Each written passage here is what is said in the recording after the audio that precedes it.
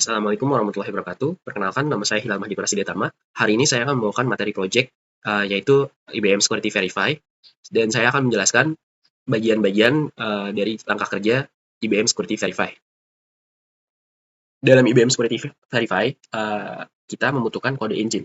Kode engine sendiri dirancang untuk developer untuk menjalankan kode yang diinginkan. Nah, kode engine mengabstraksi beban operasional kerja dalam membangun, menerapkan, dan mengelola beban kerja di Kubernetes sehingga developers dapat fokus ke hal yang paling penting bagi mereka, yaitu source code mereka. Lalu kita pindah ke project. Nah, setelah kode engine, di sini ada project. Project sendiri adalah pengelompokan entitas seperti aplikasi, jobs, dan build. Nah, entitas project juga digunakan untuk mengelola sumber daya dan menyediakan akses ke entitas. Nah, setelah project di sini kita akan ada aplikasi yang digunakan untuk menjalankan kode kita melalui permintaan HTTP request. Nah, di sini saya sudah membuat dua aplikasi, yaitu Pencil dan Pencil 2. Nah, yang pertama ada Pencil aplikasi. Nah, di sini kita menggunakan instansinya 0 sampai dengan 2, dan CPU dan memorinya 1 dan 4. Bagaimana cara kita melihatnya, yaitu ada di configuration, lalu ada di runtime. Nah, di sini kita bisa lihat CPU dan memorinya kita memakai satu vCPU dan 4 GB memori. Lalu untuk instances-nya kita memakai 0 minimal number-nya, dan untuk maksimalnya kita memakai 2. Nah, setelah uh, runtime, di sini ada environment variable. Nah, untuk mengisi environment variable haruslah dilakukan dengan teliti, karena jika tidak teliti maka akan terjadi error di aplikasi sehingga tidak bisa dijalankan. Di sini saya akan menjelaskan tentang environment variable. Yang pertama ada out client ID yang digunakan untuk mengotentifikasi bahwa itu Anda. Yang kedua ada own client secret yang juga digunakan bersama dengan own client ID untuk mengamankan akses autentifikasi. Lalu yang ketiga ada API client ID yang digunakan untuk mengendalikan layanan API. Yang keempat ada API client secret, yaitu biasanya digunakan bersama dengan API client ID untuk mengamankan akses ke layanan API. Di sini ada yang kelima ada FIDO2 Reliant Party ID.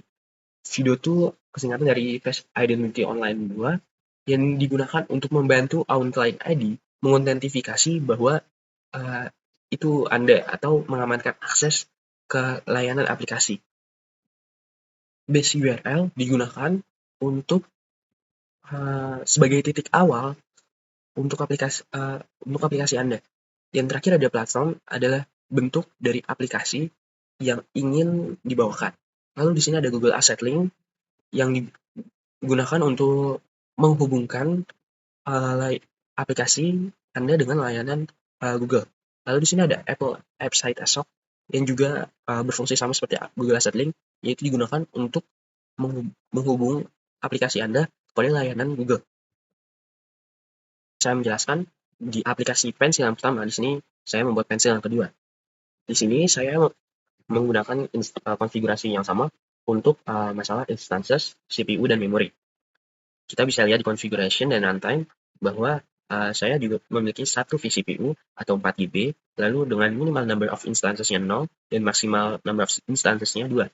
Lalu untuk kode saya juga memiliki container image reference yang berbeda daripada yang pertama. Yang di sini ada quay.io/langley millard _ibm /web authenticate v2.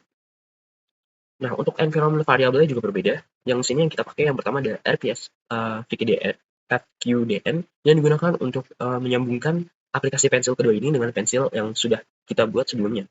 Lalu di sini ada server port yang digunakan untuk menguji website kita menggunakan port 5000. Biasanya digunakan saat uji coba website yang sudah kita coding. Nah, di sini ada dangerously disable host check yang digunakan untuk mengamankan akses keamanan.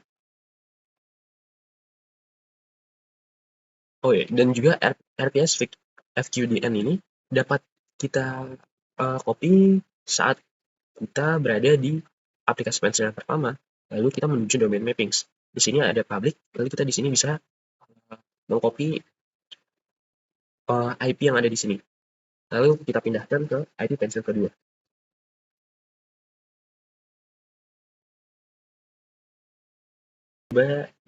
tes aplikasinya. Yang pertama kita tes aplikasi, terus lalu kita ke application URL. Nah, di sini saya sudah membuka application URL, lalu akan seperti ini. Ada QR code, lalu ini bisa kita cancel. Lalu kita login dengan nama Scott, lalu passwordnya bingung 1. Setelah menunggu beberapa lama, maka kita coba berkali-kali, akan bisa di saat server sudah mulai agak menurun permintaannya, maka saat kita login akan seperti ini. Yang pertama di sini ada getting started user is authenticate, berarti login kita sudah berhasil. Nah, di sini security case setup yaitu digunakan tergantung dari laptop Anda, bagaimana cara mengamankannya, maka akan muncul di sini mungkin PIN atau password yang harus dimasukkan, atau fingerprint atau biometrik dengan menggunakan wajah Anda. Seperti itu. Nah, di sini kita mempunyai update origin.exa yang dibuka menggunakan Notepad++. Ini kode-kode ini digunakan untuk mengkonfigurasi website yang akan kita uji coba. Sudah masuk ke IBM Scotty Verified Developer Portal, lalu kita add application, lalu berikan nama. Nah, di sini ada 4 jenis yang bisa kita buat. Yang pertama authorization code, yang kedua ada device flow, implicit, research owner password credential dengan berbagai metode autentifikasi yang berbeda. Nah, di sini terakhir setelah kita memilih device flow, kita lalu memasukkan URL yang tadi ada di aplikasi kita, kecuali tanda bintang dan tanda pagar. Lalu kita register app, download app. Nah, di sini sudah download. Untuk menjalankan website sampel kita butuh yang namanya diekstrak terlebih dahulu, lalu extract files, lalu kita mencet OK. Setelah extract file telah berhasil, kita open with git bash, lalu kita npm install untuk menginstal package-nya.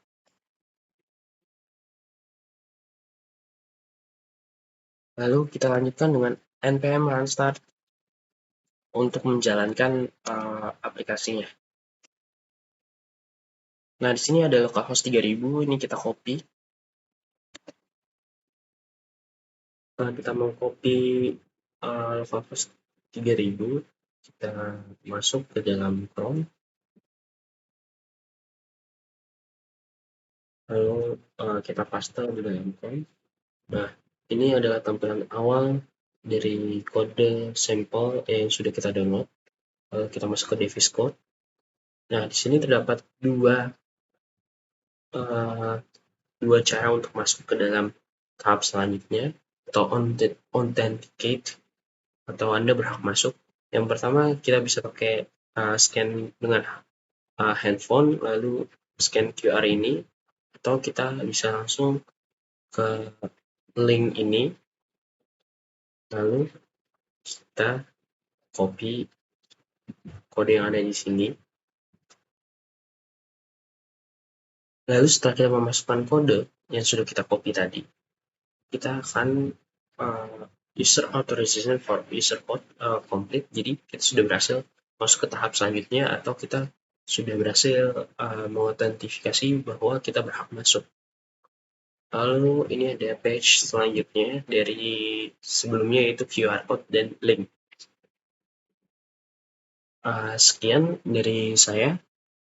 Jika ada kekurangan dan kelebihan mohon dimaafkan.